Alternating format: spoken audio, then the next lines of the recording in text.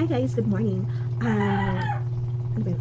Mag-review lang ako regarding doon sa mga ibang small CC katulad ko na syempre pagka may nag-follow sa akin, tinitignan ko din yung page nila para kasi mag-engage doon sa mga posts nila, sa mga videos. So, napapansin ko, yung iba ha, na yung mga videos nila is hindi original yung mga audio nila, which is guys, pagka na-detect yun na hindi original yung video mo or kung kalaunan man ma-monetize ka, syempre yung video na yun is may mga views na sayang naman kung i-mute yun ng Facebook dahil lang sa hindi original yung audio mo. Kumbaga, nandun may views ka what if yung views na yun is pumapalo na ng mga 1M kunwari or mga 100k kunwari. So sayang kung magkakaroon ka ng violation due to unoriginal audio. So kung ako sa inyo, yung mga audio ginagamit nyo is i-download nyo at dun sa edit app na ginagamit nyo is baguhin nyo ng konti, dagdagan nyo ng konti, lagyan nyo ng konti sound effect para maging original na yung audio na gagamitin nyo doon sa mga videos nyo. Yun lang, kumbaga reminders lang doon sa iba.